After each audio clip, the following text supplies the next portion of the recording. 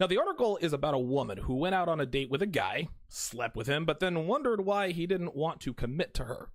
So, of course, she cried double standard and all the other typical useless nonsense that women like to cry about when they are exposed as the banana gobblers that they are. So let's go ahead and get started here. She says, quote, "My date with Pablo was fantastic. I met him through a friend of mine, and he'd only been in Australia for 2 weeks when he asked me out. He really knew how to show a girl a good time. We went out for drinks, then dinner, and then a walk on the beach where he told me all about his family and dreams for the future. I thought he was just divine, and I loved his accent. It helped that he was also a gorgeous-looking man." The last thing she said right there, he was also a gorgeous-looking man. That is the only thing she cared about. She can give a damn about his family or his dreams or his dreams for the future. And to be honest with you, how could she? She'd only knew him for a few hours. So now the question becomes, well, why would she act like she cared about something she really didn't care about? Well, this is simple. She put up the banana gobbler shields, and women, listen, girls, women, they like to do this all the time. They would have us believe that the reason they had a one-night stand with pick a random guy is because she loves his energy. She loves his aura, right? Girls will never say, well, he was hot, I was horny, and that's why I slept with him a half an hour after I met him. Because they know it makes them look and sound promiscuous. So they point out a trait or characteristic that has absolutely nothing to do with a sexual attractiveness or a sexual allure in a feeble attempt to make us think that they did something immoral for reasons that are moral. This is why I always advise my guys. Make sure you give a girl what's called plausible deniability when trying to get her back to your place. Because if you just say to her, hey, let's go back to my place and bang, she's going to be a little bit hesitant to do so, if not bounce on you altogether, because you're talking to her like she's promiscuous. You are addressing her as a banana gobbler. Now, you guys both know that she is promiscuous. You know what's on her mind. But in a woman's mind, if neither acknowledges the obvious, then it must not be true. So when you say, hey, I have an idea, let's go back to my place so I can show you my video collection about underwater basket weaving, she's going to say, OMG, that's a great idea. I've always wanted to learn about underwater basket weaving. You both know that you're going to wax that ass as soon as you toss your keys onto the coffee table. But so long as you don't explicitly and literally suggest it, she can tell herself and her friends, well, 1 minute we were watching a fascinating video about weaving baskets underwater, and before I knew it, I woke up in his bed this morning. I guess it just happened. By going out of your way to make sure that a girl doesn't feel like a slut, you give her permission to act like one without actually calling herself one. Anyway, this woman wanted to sleep with Pablo the minute she laid eyes on him, and it had nothing to do with his family or his dreams. This is typical snowflaking. She continues, he couldn't stop kissing me. Literally from the moment we left the restaurant, he was all over me. Not in a sleazy way, because I was so attracted to him, I didn't mind. But he'd be kissing my face, my arms, my hands, my neck. Let me switch slides here. My neck, she says. There we go. He was just an incredibly sensual man, and the whole night felt like this amazing seduction. It's usually my policy, she says, to never go home with a man until I'd had at least 2 or 3 dates. Especially a man like Pablo, who wasn't like anybody I'd ever dated before. Oh boy, here we go. More snowflaking. More snowflaking. It's her policy not to sleep with a man until she's had at least 2-3 dates. I'm calling bullshit. Now, I'm not going to sit here and act like I'm the only one who rolled my eyes when she talked about her policy, because anybody who watches this show can spot that immediately. Okay, you guys, I often call you guys the most educated audience in the manosphere. This is for a very good reason. Okay, now there may be some women watching my show thinking, well, how do you know this isn't her policy? She could be telling the truth. No, she's not. And the reason we know she's not is because she felt the need to tell us. And the reason she told us is because she did the opposite of what she said she normally does. Women do this all the time, guys. Girls will drop their panties 45 minutes after we meet them, and then they'll say, well, I don't normally do this, and then they expect us to believe it. Girls who sleep with guys on the first date do it all the time. This is why it's so easy for them to do it all the time. So here's lesson number 1. Never believe a woman who says she has a policy or a rule about anything. When they say this out loud, it quite literally means the opposite. If a girl has a rule about not sleeping with guys on the first date, it means she sleeps with guys on the first date. A woman who says she has a policy against sleeping with married men does indeed sleep with married men.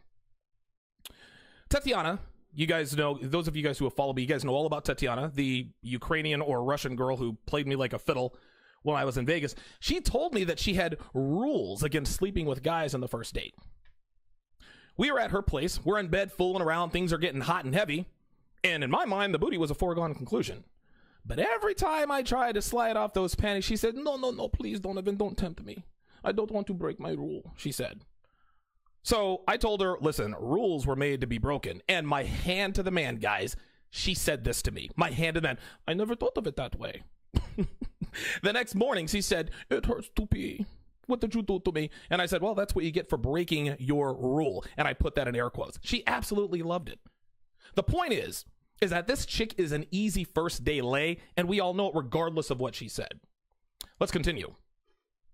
But after having maybe a few too many wines and then succumbing to his seductive ways, I agreed to go back to his apartment. He told me his flatmate was up the coast, so we had the whole place to ourselves. How convenient. He poured me a glass of champagne, but before I could even take a sip, we were kissing.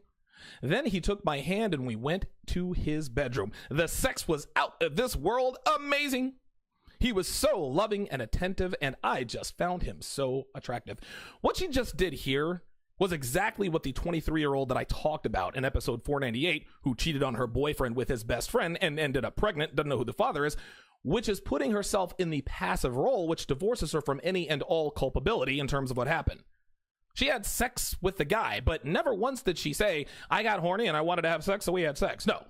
Instead, she blames it on, number one, first having too much to drink. Then she said she succumbed to his seductive ways, as if to imply that had it not been for her drinking too much and Pablo's seductive ways, she would never have slept with him, even though she went back to his place and were kissing before she could even take her first sip of champagne that he poured her. This is why we always laugh at women when they cry double standard. This is why we all roll our eyes when they tell us that their past banana gobblery doesn't matter. And it's the same reason they're always trying to cover it up. It's the same reason why they just never admit to being a banana gobbler simply because they wanted to gobble bananas. This is the same reason why they always divide their real notch counts by 25. It's the same reason why they're always dishonest about their past. It's because it matters. And women know it matters. This is why they're always trying to cover their banana gobbling tracks. Women like to pretend that it doesn't matter, that their pasts don't matter until it does matter, which is exactly what happened to this chick, as we will see here, when Pablo makes the right decision about her based on her actions and not her policy. After we made love, she says, we had a shower together and got back into bed. That's when he devastated me. He told me that he'd had a great night, but he wouldn't see me again after that night, and I couldn't believe his reason. He thought I'd given myself away too quickly and too easily, and he didn't like that about a woman.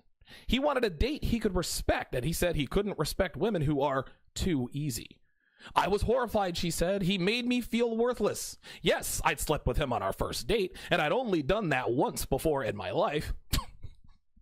Of course you have. But what about the double standards, she asks. I was sleeping with him on the first date, but he was also sleeping with me on our first date. I tried to explain how unfair he was, but he didn't listen and didn't care. I got out of bed right away and got dressed. There was no way I was going to spend the rest of the night with him. I told him I thought that he should be ashamed of making me feel bad and that I wished I'd never slept with him or met him. He just looked at me with a smirk on his face and said, goodbye, have a nice life. I'd never been so humiliated, she says. What women fail to realize is that they are a part of this, quote, double standard when it comes to sex. They're not attracted to men who have very little experience with women sexually, but are very attracted to men who have a lot of experience with women sexually. Ladies, that's not a social construct. This is biology.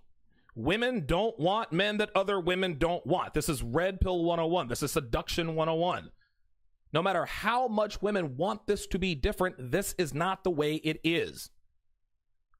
And because of their biological directive to be with sexually pre-selected men, they indirectly help to create this unfair double standard between men and women when it comes to sexual partners. Now, that said, we know that whatever sexual standard applies to women, the complete opposite applies to men. This is how it is across the board, guys. Virginal women are extremely valuable. Virginal men are extremely not. Every man a woman sleeps with lowers her value, while every woman a man sleeps with increases his value. Dominant men are sexually attractive. Dominant women are sexually gross. The list goes on and on, but you guys get the picture. But here's the thing. Women do know this stuff, okay? They know these things. They're acutely aware of these things, but then they want to act all scandalized when a man actually holds her to the true biological standard, which is while men take advantage of a lack of sexual temperance from a woman, they do not respect it. Men of value, which Pablo obviously is, do not commit to women who give it up on the first date. That's all there is to it. Now, we're certainly going to try to tap that ass, right? We're men. It's what we do. And if we don't at least try, we lose the respect of women for many, many reasons. And I talked about this, pardon me, and I talked about this and not committing to females who give it up on the first date in episode 429. Take a listen. My good friend Paul all the time, right? I tell him, dude, if girls want me, if girls want my commitment, they absolutely cannot give in. Because I'm going to try to fuck you, right? I'm not afraid to make the first move. I'm not afraid of rejection. If I want to fuck a girl, I'm going to try. And if you let me fuck you, great. We'll have great sex and it'll all be good. But understand, the moment my cock enters your body on the first date, the chances of you being my girlfriend are zero. I'll continue to fuck you. I'll let you come over, have a few drinks, bench you over my couch once, maybe twice a week. But if I fuck you on the first date, there is no way I am making you my main chick. There is no way I am committing to you or becoming exclusive with you. Trying to fuck a girl on the first date is the one true way to find out whether or not she can say whatever she wants, guys. She can act however she wants. But if she gives up the ass on the first date, she is put into the category, which means all she gets from me is a and the occasional whiskey shot. Now, just because she doesn't fuck you on the first date doesn't mean she's not a lot of girls doing this these days, especially women who are past the wall. So if she doesn't fuck you on the first date, it doesn't mean she's not a, but it does keep her off of the side chick list or the buddy list, at least for a while anyway. So again, the fourth and most important reason you should always try to sleep with a girl on the first date. Well, you should always try to fuck her. It lets you know right off the bat whether or not she's a... This woman learned the hard way that men who are worth a damn do not commit to women who give it up too soon. He said that himself. He said that he said that she gave herself away too quickly and easily, and that he didn't like that in a woman. Then women who hear about these stories asks, well, why did he sleep with her if he said he didn't like that in a woman? And the fact that they always ask this question proves, once again, that women think that a man's sexual desire is also a man's desire to commit. Of course Pablo liked that she was an easy lay. He likes that in women he uses for a one-night stand, not women he commits to. So here's lesson number 2, ladies. If you don't want a guy to put you in the fuck friend category, and by the way, the friend zone for women isn't the same as the friend zone for men. If a woman says, well, Kevin put me in the friend zone, it means Kevin's banging me every night, but not committing. He's not committing to me. This is sex with no strings attached. The friend zone for women is the fuck friend zone. It is sex without commitment. For guys, the friend zone is commitment without the sex. Anyway, ladies, if you don't want a guy to put you into the fuck friend zone, then do not sleep with him on the first date. If the guy you're on a date with is a guy you really like, if he's a guy you could potentially see having a relationship with, then understand that if you sleep with him, that is never going to happen. If you sleep with him on the first date, it's never going to happen. And if it does happen, if he does commit to you, even though you slept with him on the first date, then he's not a man of value. Because men of value do not commit to women who are banana gobblers. Why? Because they don't have to. Men of value are spoiled for choice, and they're going to choose women who choose not to give him the booty on the first date, and that's all there is to it. Well, what if he ghosts on me because I'm not sleeping with him? Then that means that he wasn't looking for a relationship in the first place. It means that he was just looking for easy sex.